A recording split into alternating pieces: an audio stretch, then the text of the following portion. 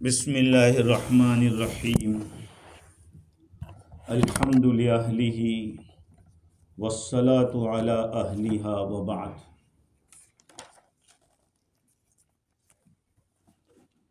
फ़क़द क़ाल रसूलुल्लाहि सल्लल्लाहु अलैहि वसल्लम सल्लू कमा रअयतुमूनी उसल्ली औ कमा क़ाल अलैहि सलातु वस्सलाम।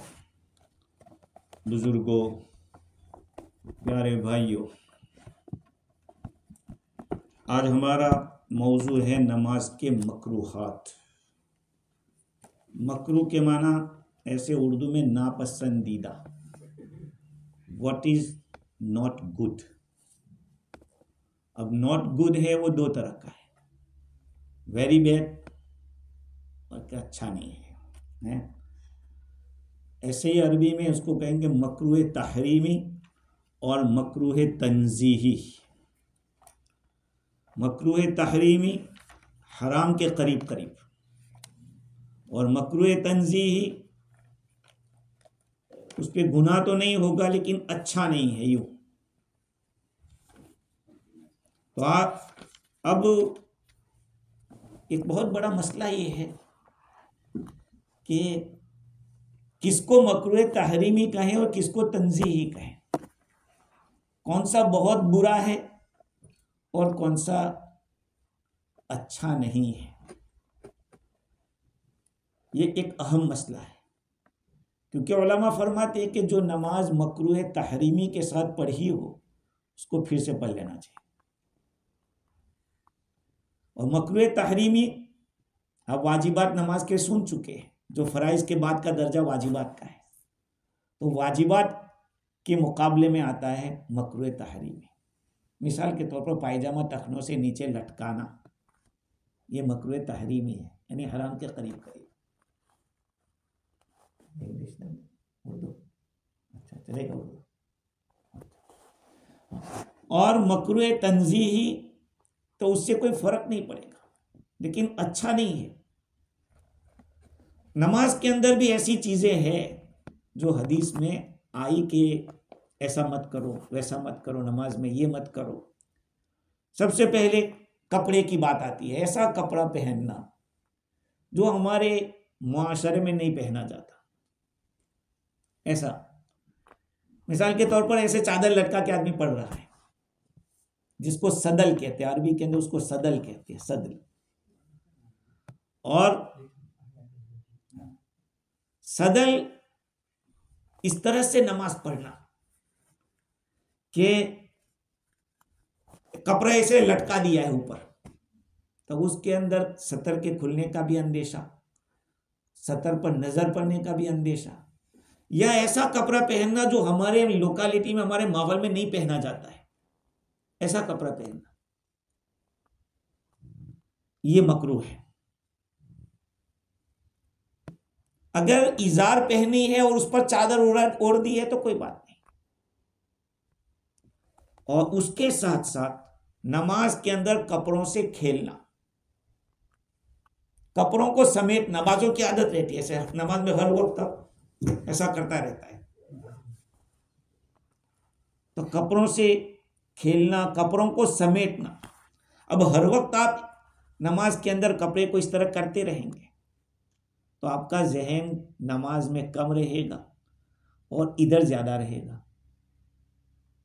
हाँ, कभी ऐसा होता है कि जैसे हम कफनी पहनी है, अपने शरीफ भाई ने पहनी है ऐसी, तो वो कभी, या किसी ने ऐसा जुब्बा पहना हो और अंदर ऐसा कपड़ा नहीं पहना है कि जिससे वो कपड़ा फंस जाता है, तो ऐसे कपड़े को अगर कोई हटा रहा है तो कोई बात नहीं है। लेकिन पायजामा को नमाज पढ़ते हो हर वक्त चढ़ाते रहना, जब भी जाओ सर्दी में इसको चढ़ा के, का ये मकरूह है। इसी तरह से अपनी बॉडी से खेलना, ये भी मकरूह है। मैंने 10 दफा कहा था, बाजों की आदत होती है नमाज के अंदर ऐसा कर दे, और बाजों की ऐसे आदत होती है ऐसे मूंछों पे टाव देते रहने की ऐसे। हाँ, बाजों को नाक के साथ खेलने की आदत होती है, तो कहा कि ये भी मकरूह है, क्योंकि जिसके दरबार में हम खड़े हैं, अल्लाह ताला के दरबार में, तो उसके सामने इस तरह से आदमी खड़ा रहे कि उसका ध्यान पूरा उसी की तरफ है, दूसरी तरफ नहीं है। इसी तरह से सियाबे बिजला में नमाज पढ़ना, घटिया किस्म के कपड़ों में नमाज पढ़ना, घटिया किस्म के। मिसाल के तौर पर आदमी मैकेनिक का काम करता है और जिन कपड़ों में वो करता है, इन कपड़ों में किसी ऑफिसर के पास नहीं जाएगा। अगर उसको इमिग्रेशन में बुलावे या कोई मिनिस्टर बुलावे तो कहेगा कि कपड़े चेंज करके जाओ, नहीं। जिन कपड़ों के साथ आदमी दूसरे लोगों के साथ या इज्जत वाले लोगों के सामने जाने को बुरा समझता हो, ऐसे कपड़ों में नमाज पढ़ना मकरूह है। और देखो एक बात बताओ, ये जगह बदलने से भी हुक्म बदलता है। हमारा गुजरात वाला अगर लुंगी में सुल्लू में नमाज पढ़ेगा तो वो मकरूह होगी, नहीं, सही है। लेकिन अगर यूपी बिहार वाला, बंगाल वाला अगर लुंगी में नमाज पढ़ेगा तो मकरूह नहीं होगी। इसलिए कि अगर फिजी वाला पहने कोई बात नहीं, इसलिए कि वहां तो प्राइम मिनिस्टर सुल्लू पहन के पार्लियामेंट में जाता है तो कोई हरज नहीं। लेकिन गुजराती वो लुंगी पहन के सफर नहीं करेगा, क्योंकि वो मुआशरे में, उनके माहौल में ये नहीं समझा जाता है, अच्छा नहीं समझा जाता। वो किसी ऑफिसर को मिलने जाएगा तब भी कहा कि मैं कपड़े चेंज कर लेता। तो ये माहौल बदलने से भी हुक्म बदलता है। तो सियाबे बिजला के माना घटिया किस्म के कपड़े, मैं लुंगी की बात नहीं कर रहा हूं, ये एक और बात है। तो सियाबे बिजला तो ये है, आदमी घर में भाई रात को जिन कपड़ों के साथ सो जाता है उन कपड़ों में भी नमाज नहीं पढ़नी चाहिए। इसलिए कि आदमी को पता नहीं है उन कपड़ों का क्या हाल होता है, समझे कि नहीं? हाँ, इसलिए अल्लाह के दरबार में जाने के लिए स्पेशल कपड़े होने चाहिए। हाँ, आम कपड़ों के अंदर नमाज नहीं पढ़ने की, क्योंकि हो सकता है कि आदमी पेशाब करने गया और रात को या कुछ और चीज हो गई हो, उसको याद ना हो सकता है, बहुत कुछ हो सकता है। तो इसी तरह से जो काम के कपड़े हैं वो भी, उसमें भी आदमी को, हाँ, अगर कोई आदमी काम ही ऐसा करता है कि उसमें अप टू डेट होके जाता है, क्या ख्याल है, तो वो बात दूसरी हो जाएगी। हाँ, टाई के साथ, टाई तो टाई पहनना ही मना है इस्लाम के अंदर, तो वो इसी को मना किया है, तो उससे भी एहतियात किया जाएगा। इसी तरह से खुले सर नमाज पढ़ना, दो चीजें अलग अलग है। एक आदमी इस नियत से खुले सर पढ़ता है कि मैं चाहता हूं कि मेरे बाल भी सजदा करें, मेरे बाल भी सजदा करें, फिर भी उलमा फरमाते कि फिर भी उसको सर ढांकना चाहिए। हाफिज इब्न क़य्यिम रहमतुल्लाह अलैह ने लिखा है, ज़ादुल मआद एक किताब है हाफिज इब्न क़य्यिम रहमतुल्लाह अलैह की, जो बहुत पॉपुलर आलिम है। हाफिज इब्न क़य्यिम इब्न तैमिया रहमतुल्लाह अलैह के शागिर्द रशीद है। तो वो फरमाते हैं कि अल्लाह के नबी सल्लल्लाहु अलैहि वसल्लम का सर हमेशा ढका रहता था, या तो सर पे टोपी रहती थी, टोपी पर इमामा रहता था, या ऐसे ही इमामा रहता था, लेकिन सर ढका रहता था।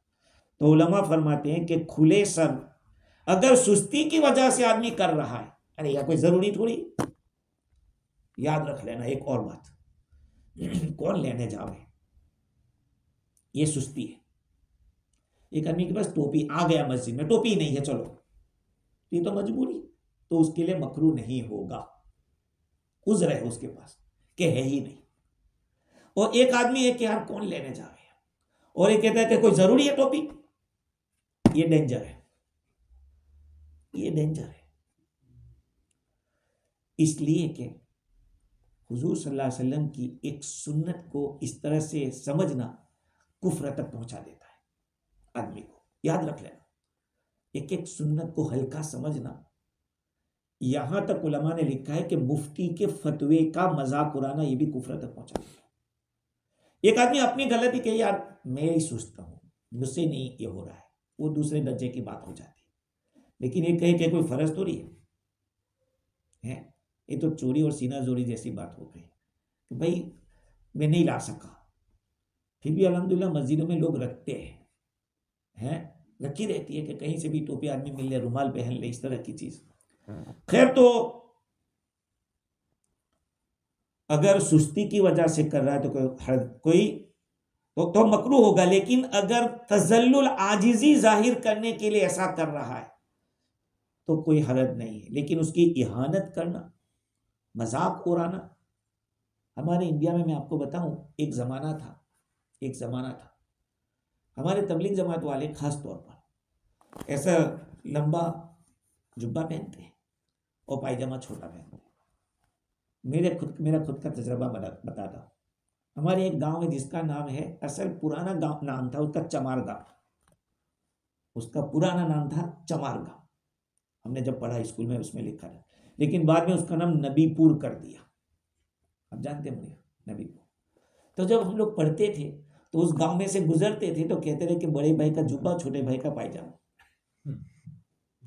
बड़े भाई का जुब्बा, छोटे भाई का पायजामा। अब देखिए, ऐसे तो दावा सुन्नी का, वो अपने को दावा करेंगे सुन्नी, लेकिन ये सुन्नत का मजाक, सुन्नत का मजाक। इनको पता नहीं है कि कुफ्र तक पहुंचा देता है।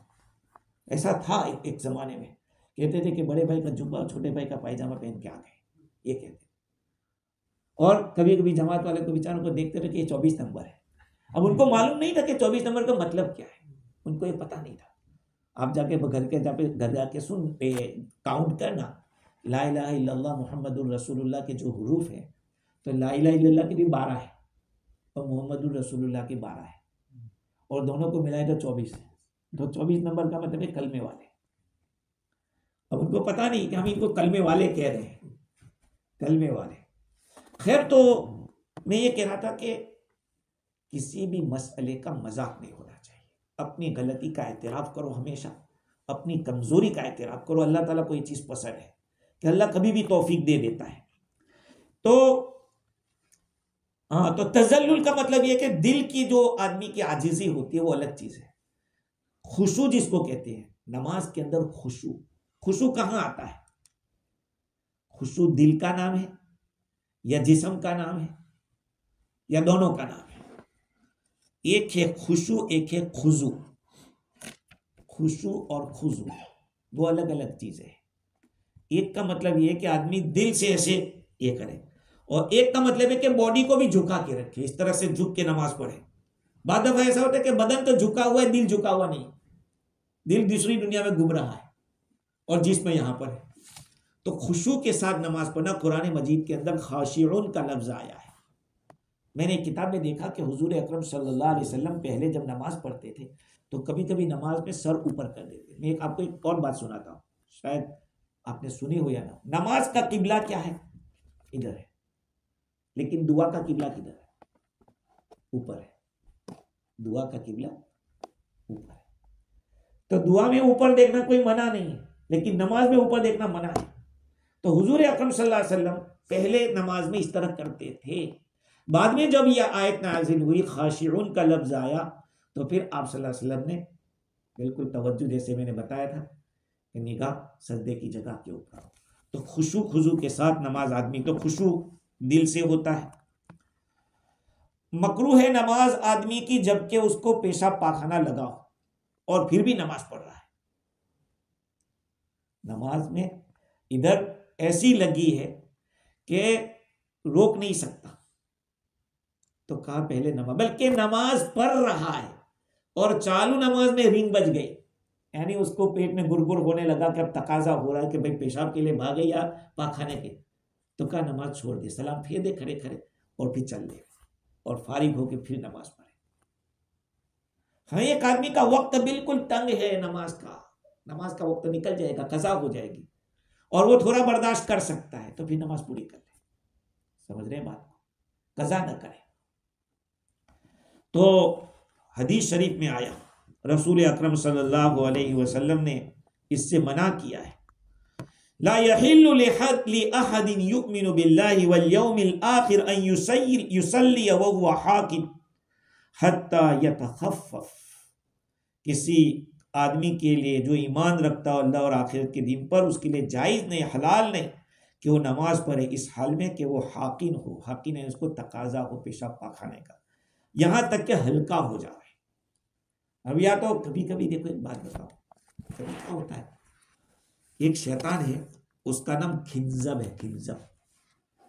एक होता है वल्हान, वो वुजू के वक्त आ जाता है, तकरीबन वल्हान है वो वुजू के लिए वक्त आता है, उस वक्त आपको कहेगा या तेरा भी मसा बाकी है, ऐसा ख्याल लाता है।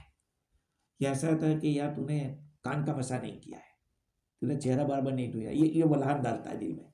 और एक खिंजब होता है वो नमाज में आता है, वो आपको बुरे बुरे ख्याल लाता है नमाज में।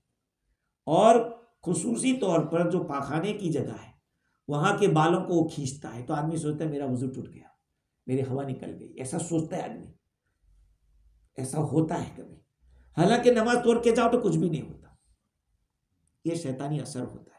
तो जब तक आदमी को यकीन ना हो कि अब बर्दाश्त के बाहर है, तो फिर आदमी नमाज से निकल जाए। समझ रहे बात को? ऐसा होता है कि नहीं?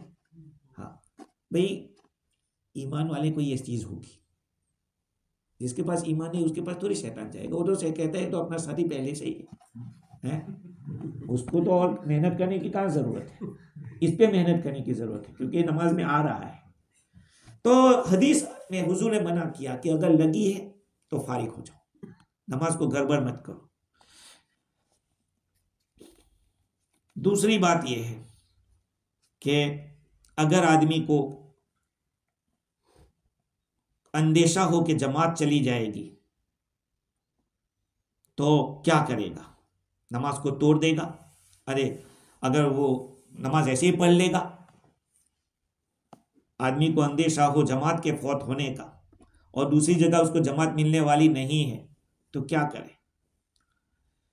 तो कहा कि ये इसी तरह करेगा जैसे कि अपने कपड़े के ऊपर उसने नजासत देखी 1 दिरहम के बराबर, तो उसको क्या करेगा? पहले धो डालेगा। कहा बस इसी तरह से यहां भी करे, फारिग हो जाए। जमात जा रही है कोई बात नहीं, बाद में जमात से अकेला पढ़ लेना, कोई बात नहीं। इसी तरह से नमाज के अंदर अपने नमाज पढ़ना बालों को गूंद के, ये मर्दों के लिए, मर्द अपने बालों को इस तरह से गूंद के, यानी जैसे कि कभी ऐसा गोंद लगाते हैं ना, कुछ जेल लगाते हैं जिससे बाल चिपक जाते हैं, या ये कि बालों को बांधते चोटी लगाते हैं मर्द लोग, का ये भी मकरूह है। औरतें जैसा करती है, औरतों का तो मामला ही अलग है। ये कभी कभी क्या करता है आदमी, सारे बालों को जमा करके पीछे बांध देता है। हाँ, कहा इसको मना किया है, ये भी मना है बालों को इस तरह से करना, और ताकि अपने बालों को खुला रखे, जब वो सजदे में जाए तो उसके बाल भी सजदे में गिरे। हुजूर अकरम सल्लल्लाहु अलैहि वसल्लम ने मना किया कि कोई आदमी नमाज पढ़े इस हाल में कि उसका सर गूंदा हुआ, और हुजूर ने यह भी फरमाया कि मुझे हुक्म हुआ है कि सजदा करूं 7 आज़ा पर, उमिरतु अन अस्जुदा अला सबती आज़ा व अल्ला अकुफ़ शारन वला सौबन, मैं अपने कपड़ों को और अपने बालों को समेटू ना, इधर उधर हटाऊं ना चालू नमाज में। आदमी खुजा लिया एक दफा चलो ठीक है, लेकिन बार बार करना, जैसे लास्ट दफा कहा था कि एक रुकन में 3 मरतबा कर दिया बिला वजह, नमाज फासिल हो जाएगी, नमाज फासिल हो जाएगी। इसका ध्यान नहीं रहता, हत्ता कि बहुत सी जगह इमाम से भी होता है। हाँ, दूसरी बात यह है कि चालू नमाज में, यहां तो अल्हम्दुलिल्लाह अब सवाल नहीं रहा, दुनिया के अंदर कहीं भी ऐसा नहीं कि लोग कंकरियों पे नमाज पढ़ते हो, लेकिन अगर ऐसा हो कहीं कंकरियों पे नमाज पढ़ने की नौबत आ जाए मैदान के ऊपर, तो एक दफा तो हटा ले सजदे के लिए, बार बार इस तरह से करना मकरूह है। एक और मसला उंगलियां चटखाना, ऐसे उंगलियों को दबाना और आवाज निकालना, ये तो मस्जिद के अंदर भी मना है और नमाज में तो और ज्यादा मना है। हाँ, बाद लोग नमाज में, एक तो ये है कि रुकू में आप उठे सजदे में गए, उस वक्त कभी कभी खुद बखुद आपके घुटनों से आवाज आ जाती है, या कभी ये है कि सजदे में जाते वक्त अपने पाँव की उंगलियों से, वो अलग चीज है, लेकिन बाकायदा इस तरह से फोड़ना मना है, मस्जिद में भी मना है। हाँ, और इसी तरह से मस्जिद के नमाज के अंदर उंगलियों का जाल बनाना, इस तरह से ऐसे बैठना नमाज में। बाज़ उलमा ने कहा कि नमाज का आप इंतजार कर रहे हैं तो नमाज भी के इंतजार में भी ऐसे मत बैठो। हदीस है फरकातुल असाबे कहते हैं, उंगलियां चटकाने को। हजरत रसूल अकरम सल्लल्लाहु अलैहि वसल्लम ने इरशाद फरमाया, ला तुफरति असाबिअक व अंत तुसल्ली, अपनी उंगलियां मत चटका इस हाल में कि तू नमाज पढ़ता हो। और एक रिवायत में है कि नहा अन युफरकिया असाबिअहु व हुवा जालिसुन फिल मस्जिद यंतज़िरुस सलाह, आदमी नमाज के इंतजार में बैठा है और ऐसे ही उंगलियां चटका, हुजूर ने मना किया कि मत करो। और बाज रिवायत में है कि नमाज के लिए आप आ रहे हैं तो आपका अमल शुरू हो गया, का आते आते भी मत करो। और दूसरी चीज, उंगलियां ऐसे जाला बनाना, एक दूसरे में दाखिल करना।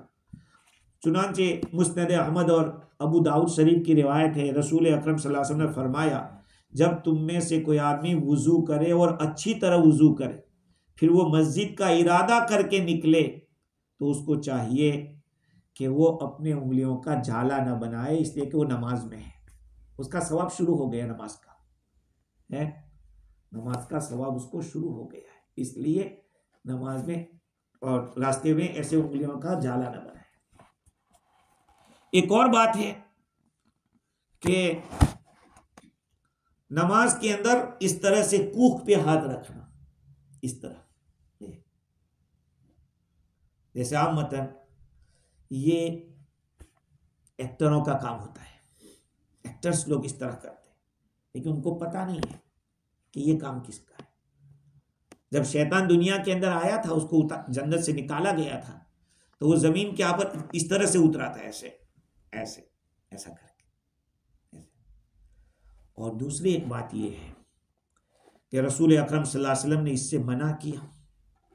जहन्नमी लोग जब जहन्नम में थक जाएंगे तो सांस लेंगे, तो इस तरह से कूख के ऊपर हाथ रख के सांस लेंगे। तो चालू नमाज के अंदर कूख के ऊपर हाथ रखना, इससे मना किया। ये भी मकरूह है इस तरह करना। चालू नमाज में इधर उधर देखना, वल इल्तिफातु बिवजहिही कुल्लिही औ बादिही, दो चीजें अलग अलग है। एक तो नमाज में है और आंखों से ऐसा देख लिया तो कोई बात नहीं, लेकिन चेहरा घुमाया ये मकरूह है। सीना घुमा दिया तब तो नमाज ही गई, नमाज ही फासिल हो जाएगी। रसूल अकरम सल्लल्लाहु अलैहि वसल्लम ने इससे मना किया। तिर्मिज़ी शरीफ की हदीस है, हजरत अनस रदियल्लाहु अन्हु इस रिवायत के रावी है कि इय्याक वल इल्तिफात फी सलाह, अपने आप को नमाज में इधर उधर मुतवज्जे करने से बचाओ। फ़इन्न इल्तिफात फी सलाति हलाकतुन, इसलिए कि नमाज में इधर उधर मुतवज्जे होना हलाकत है। अगर आपको ज़रूरी हो जाए तो नफल में ठीक है, फ़र्ज में तो नहीं होना चाहिए। अब मैं वहाँ सुन्नत पढ़ता हूँ इसलिए कि कभी कभी टाइम देखना पड़ता है, अब लंबी कर ली, इधर लोग इंतज़ार करते रहेंगे।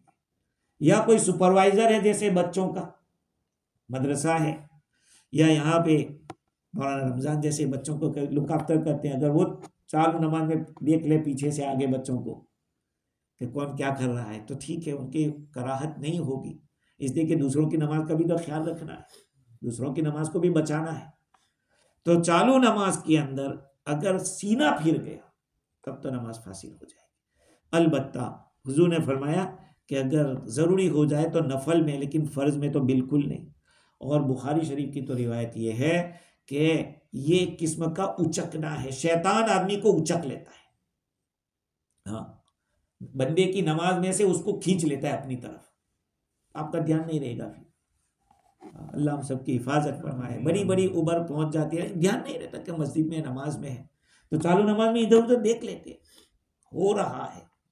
यहाँ भी कितने लोग, तो हिकमत से समझाया जाए, किसी को जलील नहीं करना है, किसी को रुसवा नहीं करना है, बल्कि हिकमत के साथ मोहब्बत से समझाया जाए। एक और बात, नमाज के दरमियान इक़ा करना, इक़ा के माना ये इस तरह बैठना, ये मकरूह है, इस तरह रसूल अकरम सल्लल्लाहु अलैहि वसल्लम ने मना किया।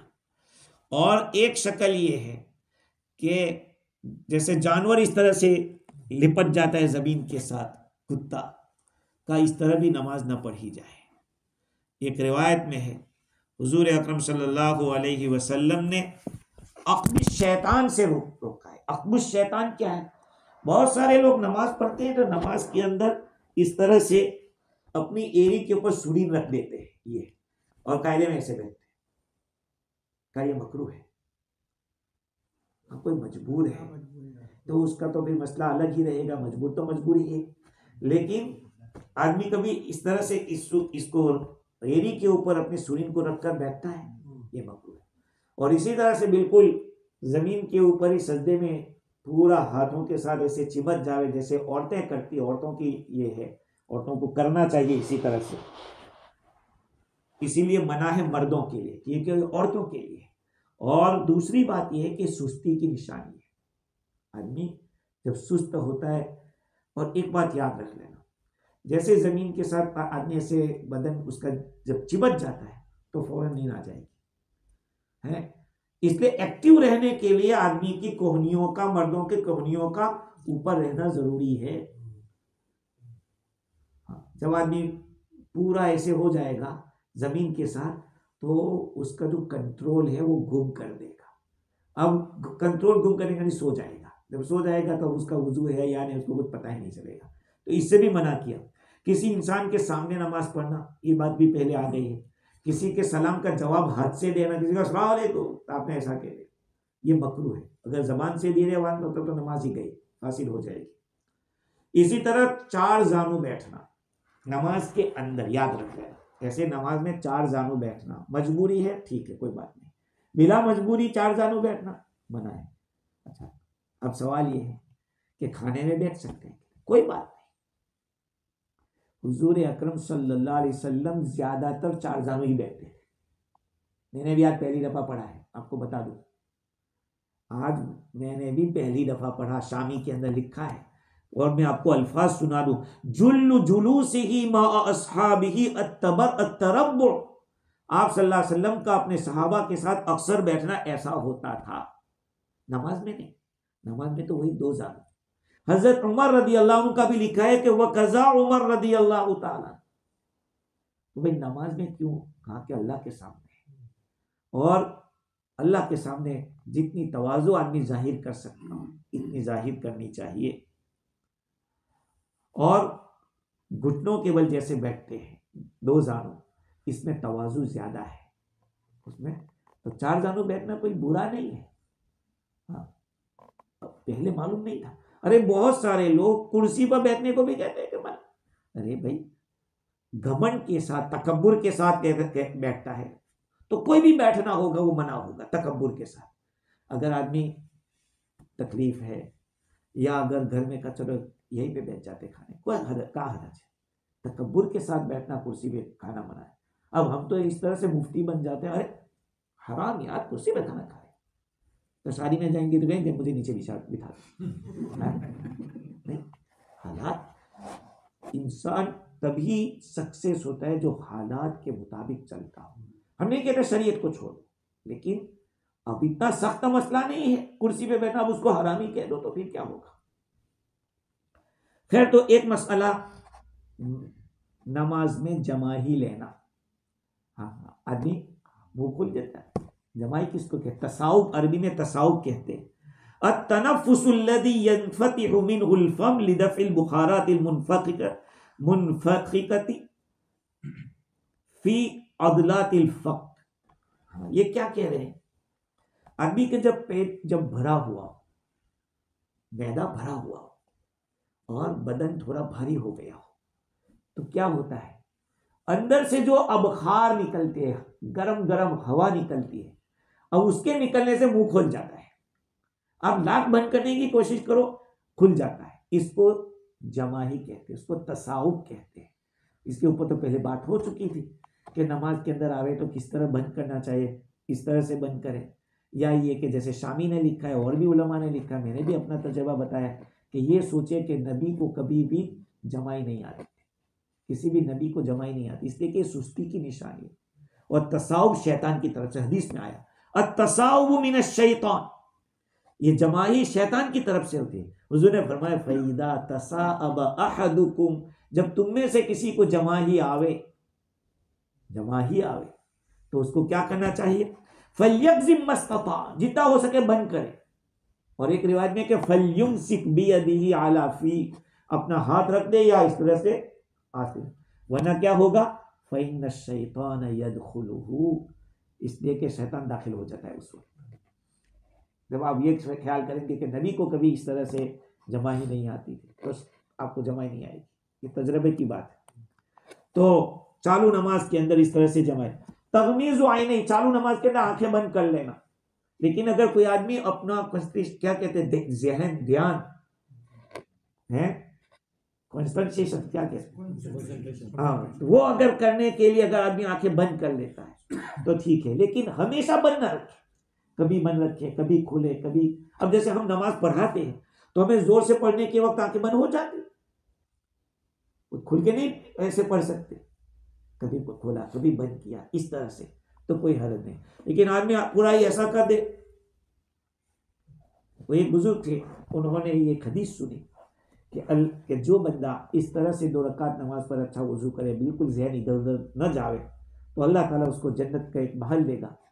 तो बुजुर्ग ने इस तरह से नमाज पढ़ी तो ख्वाब में देखा कि जन्नत है और जन्नत में उनको हूर मिली, लेकिन वो अंधी है, उसकी आंखें बंद है।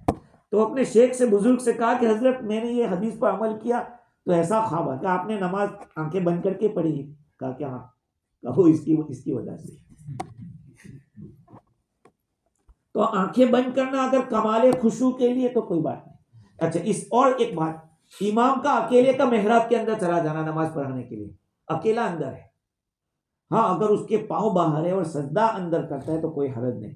अगर इमाम अंदर चला गया और उसके साथ और 2-4 आदमी भी या 1-2 आदमी चले गए तो फिर मकरूह नहीं होगा।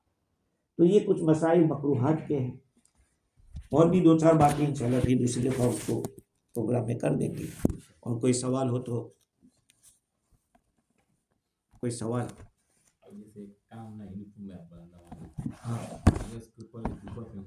बहुत अच्छा, कोई हरज नहीं। लेकिन अगर ऐसा आपका यूनिफॉर्म है कि जिनको पहनकर आप, जैसे मैंने कहा था कि बहुत सारे ऑफिस के अंदर इस तरह पहनते हैं, हाँ, ऐसा यूनिफॉर्म है कि जिसमें ना पाकी नापाकी का कुछ फर्क ना रहता हो, तो भी ऐसे मौके पे अपना होना तो यही चाहिए कि अपना जुब्बा आदमी अपनी गाड़ी में रखे, कभी भी ऐसा मौका लग जाए अपना ये पहन लेने पास, उसको पहन के। और कोई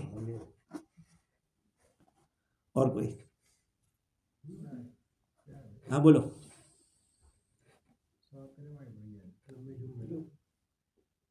इब्राहिम भाई का सवाल बहुत भारी होता है। हाँ बोलो भाई।